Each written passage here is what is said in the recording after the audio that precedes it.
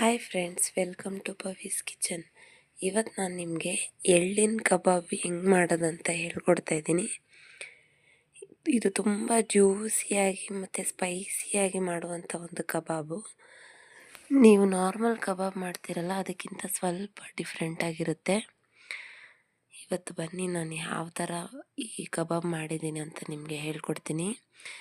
ಎಲ್ಲರೂ ಮನೇಲಿ ಮಾಡಿದ್ಮೇಲೆ ಕಮೆಂಟ್ ಸೆಕ್ಷನಲ್ಲಿ ಕಮೆಂಟ್ ಮಾಡಿ ಯಾವ ಥರ ಇತ್ತು ಕಬಾಬ್ ಅಂತ. ನೋಡಿ ಎಷ್ಟು ಸಾಫ್ಟಾಗಿ ಜ್ಯೂಸಿಯಾಗಿದೆ ಈ ಕಬಾಬು. ಬಿಸಿ ಬಿಸಿಯಾಗಿ ತಿಂತಾ ಇದ್ದರೆ ಆಹಾ, ತುಂಬ ಚೆನ್ನಾಗಿರುತ್ತೆ. ಟ್ರೈ ಮಾಡಿ ಕಮೆಂಟ್ ಮಾಡಿ ಹೇಳಿ ನನಗೆ. ಇವತ್ತು ನಾನು ಆಲ್ಮೋಸ್ಟ್ 3/4 kg ಚಿಕನ್ನ ತೊಗೊಂಡಿದ್ದೀನಿ. ನಾವು ಯೂಶ್ವಲಿ ಸ್ಕಿನ್ ಔಟೇ ಮಾಡಿಸೋದು. ಇವಾಗ ಫಸ್ಟು ಒಂದು ಮಿಕ್ಸಿ ಜಾರ್ಗೆ ಶುಂಠಿ ಹಾಕೋತಾ ಇದ್ದೀನಿ.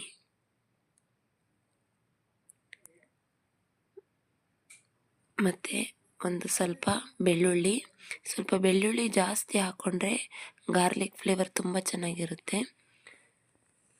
ಮತ್ತು ನಾನು ಒಂದು ಅರ್ಧ ಈರುಳ್ಳಿನ ಕಟ್ ಮಾಡಿ ಹಾಕೋತಾ ಇದ್ದೀನಿ ಮಿಕ್ಸಿಗೆ. ಅದು ಒಂಥರ ರೋಸ್ಟೆಡ್ ಫ್ಲೇವರ್ ಕೊಡುತ್ತೆ, ತುಂಬ ಚೆನ್ನಾಗಿರುತ್ತೆ ಕಬಾಬು. ಮತ್ತು ಸ್ಪೈಸಿ ಆಗಿರಲಿ ಅಂತ ಸ್ವಲ್ಪ ಮೆಣಸನ್ನ ಯೂಸ್ ಮಾಡ್ತಾಯಿದ್ದೀನಿ. ಸ್ವಲ್ಪ ನೀರು ಹಾಕಿ ಇದನ್ನು ಪೇಸ್ಟ್ ಮಾಡ್ಕೋಬೇಕು. ನೀರು ಹಾಕ್ಕೊಂಡ್ರೆ ಫೈನ್ ಪೇಸ್ಟ್ ಆಗುತ್ತೆ, ಇಲ್ಲಾಂದರೆ ತರಿಯಾಗಿಯೇ ಇರುತ್ತೆ. ಅದಕ್ಕೆ ಸ್ವಲ್ಪ ನೀರು ಹಾಕಿ ರುಬ್ಕೋತಾ ಇದ್ದೀನಿ. ಈಗ ಈ ಚಿಕನ್ನ ವಾಶ್ ಮಾಡಿ ಇಟ್ಕೊಂಡಿದ್ದೀನಿ. ಅದಕ್ಕೆ ಸ್ವಲ್ಪ ಉಪ್ಪು ಹಾಕೋತಾ ಇದ್ದೀನಿ. ಉಪ್ಪು ಸ್ವಲ್ಪ ಕಮ್ಮಿನೇ ಹಾಕೋತೀನಿ, ಯಾಕಂದರೆ ಕಬಾಬ್ ಪೌಡರ್ ಆ್ಯಡ್ ಮಾಡೋದ್ರಿಂದ ಅದರಲ್ಲಿ ಉಪ್ಪಿರುತ್ತೆ. ಅದಕ್ಕೆ ಉಪ್ಪನ್ನ ಸ್ವಲ್ಪನೇ ಯೂಸ್ ಮಾಡ್ತಾಯಿದ್ದೀನಿ ನಾನು. ಮತ್ತು ಖಾರ ಪುಡಿ, ಅಚ್ಚ ಖಾರದ ಪುಡಿ ಹಾಕ್ಕೋತಾ ಇದ್ದೀನಿ. ನಿಮಗೆ ಖಾರ ಎಷ್ಟು ಬೇಕೋ ಅಷ್ಟು ಖಾರದ ಪುಡಿನ ಮಿಕ್ಸ್ ಮಾಡ್ಕೋಬೋದು ನೀವು. ಮತ್ತು ಈಗ ಪೇಸ್ಟ್ ಮಾಡ್ಕೊಂಡಿದ್ವಲ್ಲ ಶುಂಠಿ ಬೆಳ್ಳುಳ್ಳಿ, ಆ ಪೇಸ್ಟ್ ಎಲ್ಲ ಈ ಚಿಕನ್ಗೆ ಹಾಕ್ತಾಯಿದ್ದೀನಿ. ಮತ್ತು ಸ್ವಲ್ಪ ಕಬಾಬ್ ಪೌಡರ್ ಹಾಕ್ತಾಯಿದ್ದೀನಿ. ಇವಾಗ ಕಲರ್ ಇಂಗ್ರೀಡಿಯೆಂಟ್ ಬ್ಯಾನ್ ಮಾಡಿರೋದ್ರಿಂದ ಕಬಾಬ್ ಅಷ್ಟು ಕಲರಾಗಿ ಬರಲ್ಲ ಮುಂಚೆ ಥರ. ಮತ್ತು ಒಂದೇ ಒಂದು ಮೊಟ್ಟೆನ ಯೂಸ್ ಮಾಡ್ತಾಯಿದ್ದೀನಿ. ಕರ್ಬೇವಿನ ಸೊಪ್ಪು,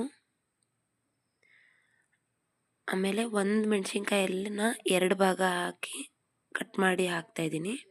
ಸ್ವಲ್ಪ ಮೊಸರು ಹಾಕೋದ್ರಿಂದ ಚಿಕನ್ ತುಂಬ ಸಾಫ್ಟಾಗಿ ಬರುತ್ತೆ. ಆಮೇಲೆ ಬಿಳಿ ಎಳ್ಳನ್ನು ಹಾಕ್ತಾಯಿದ್ದೀನಿ. ಇದರಿಂದ ನಿಮಗೆ ಹೋಟೆಲ್ ಟೇಸ್ಟ್ ಬರುತ್ತೆ ಕಬಾಬು. ಯಾವ ಥರ ಸಾಫ್ಟಾಗಿ ಜ್ಯೂಸಿಯಾಗಿರುತ್ತೋ ಅದೇ ಥರನೇ ಬರುತ್ತೆ. ಇದೆಲ್ಲ ಹಾಕಿ ಮಿಕ್ಸ್ ಮಾಡಿ ಮ್ಯಾಕ್ಸಿಮಮ್ಮು ಒಂದು 2 hour ಆದರೂ ನೆನೆಯಕ್ಕೆ ಬಿಡಬೇಕು. ಇವಾಗ ಇದನ್ನು ಕ್ಲೋಸ್ ಮಾಡಿ ನಾನು ಫ್ರಿಜ್ಜಲ್ಲಿ ಇಡ್ತೀನಿ. 2 hours ಆದಮೇಲೆ ಇದು ಚೆನ್ನಾಗಿ ನೆಂದಿರುತ್ತೆ. ಸೊ ಚಿಕನ್ ಒಳಗಡೆ ಎಲ್ಲ ಉಪ್ಪು ಖಾರ ಚೆನ್ನಾಗಿ ಹಿಡಿದಿರುತ್ತೆ. ನೀವು ಇಮಿಡಿಯೇಟಾಗಿ ಮಾಡಿದ್ರೆ ಅಷ್ಟು ಟೇಸ್ಟ್ ಅನಿಸಲ್ಲ, ಸಪ್ಪೆ ಇರುತ್ತೆ. ಸೊ ನೆನೆಯಕ್ಕೆ ಇಟ್ಟಾದಮೇಲೆ ಒಂದು ಸಾತಿ ಸುಮ್ಮನೆ ಒಂದು ಮಿಕ್ಸ್ನ ಕೊಡಬೇಕು. ಸೊ ಎಲ್ಲ ಚೆನ್ನಾಗಿ ಮಿಕ್ಸ್ ಮಾಡಿ ಆದಮೇಲೆ ಒಂದು ಬಾಣಲಿಲಿ ಎಣ್ಣೆನ ಕಾಯಕ್ಕೆ ಇಟ್ಟಿದ್ದೀನಿ.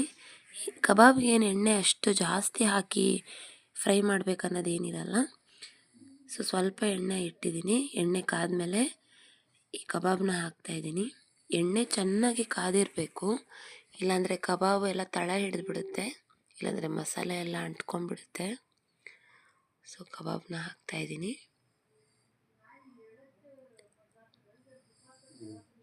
ಸ್ವಲ್ಪ ಬ್ರೌನಿಷ್ ಆದರೆ ಸಾಕು ಕಬಾಬು. ತುಂಬ ಬ್ಲ್ಯಾಕ್ ಆಗಿಬಿಟ್ರೆ ಸೀದೋಗಿರೋ ಸ್ಮೆಲ್ ಬರುತ್ತೆ. ಇದರಲ್ಲಿ ಆಲ್ರೆಡಿ ಈರುಳ್ಳಿ, ಕರಿಬೇವು ಮತ್ತು ಮೆಣಸಿನ್ಕಾಯಿ ಹಾಕಿರೋದ್ರಿಂದ ಒಳ್ಳೆ ಫ್ಲೇವರ್ ಕೊಡುತ್ತೆ ಈ ಕಬಾಬು. ಎಳ್ಳು ಹಾಕೋದ್ರಿಂದ ಇದು ಒಂದು ಬೇರೆ ಟೇಸ್ಟ್ ಬರುತ್ತೆ. ಯೂಶ್ವಲಿ ಎಳ್ಳು ಹಾಕಲ್ಲ ಯಾರು. ಎಳ್ಳು ಹಾಕೋದ್ರಿಂದ ಇದೊಂಥರ ಬೇರೆ ಟೇಸ್ಟ್ ಬರುತ್ತೆ. ಅದಕ್ಕೆ ಈ ಥರ ಕಬಾಬ್ ಒಂದ್ಸತಿ ಟ್ರೈ ಮಾಡಿ ನೋಡಿ. ಚೆನ್ನಾಗಿ ಫ್ರೈ ಆದರೆ ಕ್ರಿಸ್ಪಿಯಾಗೇನು ಬರಲ್ಲ. ಇದು ಆ್ಯಕ್ಚುಲಿ ಮೊಸರು ಹಾಕೋದ್ರಿಂದ ಸಾಫ್ಟಾಗಿಯೇ ಬರುತ್ತೆ. ನೀವು ಕಾರ್ನ್ಫ್ಲೋರ್ ಕೂಡ ಆ್ಯಡ್ ಮಾಡ್ಕೋಬೋದು. ಸೊ ಕಾರ್ನ್ಫ್ಲೋರ್ ಆ್ಯಡ್ ಮಾಡೋದ್ರಿಂದ ಒಂಥರ ಕ್ರಿಸ್ಪಿಯಾಗಿ ಬರುತ್ತೆ. ನಾನಿವತ್ತು ಮೊಸರು ಆ್ಯಡ್ ಮಾಡಿದ್ದೀನಿ. ಇದು ಸಾಫ್ಟಾಗಿ ಜ್ಯೂಸಿಯಾಗಿರುತ್ತೆ ಕಬಾಬು. ಚೆನ್ನಾಗಿ ಫ್ರೈ ಆಗಲಿ. ಸ್ವಲ್ಪ ರೆಡ್ಡಿಶ್ ಬ್ರೌನ್ ಆದರೆ ಸಾಕು ಕಬಾಬು. ನೋಡಿ ಈ ಥರ ಆದರೆ ಸಾಕು. ಇವಾಗ ಇದನ್ನು ಸರ್ವಿಂಗ್ ಪ್ಲೇಟಿಗೆ ಹಾಕ್ತಾ ಇದ್ದೀನಿ. ಇದು ರೆಡಿ ಇದೆ ಆಲ್ಮೋಸ್ಟ್ ಈಗ ಕಬಾಬು. ನೋಡಿ, ಸ್ವಲ್ಪ ನಿಂಬೆಹಣ್ಣನ್ನ ನೀವು ಮೇಲೆ ಹಾಕ್ಕೊಂಡು ತಿಂತಾ ಇದ್ರೆ ಜ್ಯೂಸಿಯಾಗಿ ಸಾಫ್ಟಾಗಿರೋ ಕಬಾಬು ರೆಡಿ ಇದೆ. ನೋಡಿ, ಎಳ್ಳಿನ ಕಬಾಬು ರೆಡಿ ಇದೆ ಈಗ. ಸೊ ಎಲ್ಲರೂ ಮನೇಲಿ ಟ್ರೈ ಮಾಡಿ ಕಮೆಂಟ್ ಮಾಡಿ ಯಾವ ಥರ ಇತ್ತು ಈ ಕಬಾಬು ಅಂತ.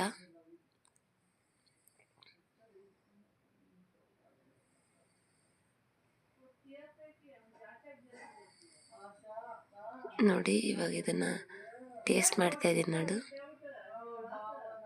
ನೋಡಿ ಎಷ್ಟು ಜ್ಯೂಸಿಯಾಗಿ ಸಾಫ್ಟಾಗಿದೆ. ಇನ್ನು ಹೋಗಿ ಹಂಗೆ ಹೋಗ್ತಾ ಇದೆ ಬಿಸಿ ಬಿಸಿ ಕಬಾಬು. ಸೊ ಎಲ್ಲರೂ ಈ ಥರ ಹೆಂಗಿತ್ತು ಅಂತ ಹೇಳಿ ಕಮೆಂಟ್ ಮಾಡಿ, ಲೈಕ್ ಮಾಡಿ.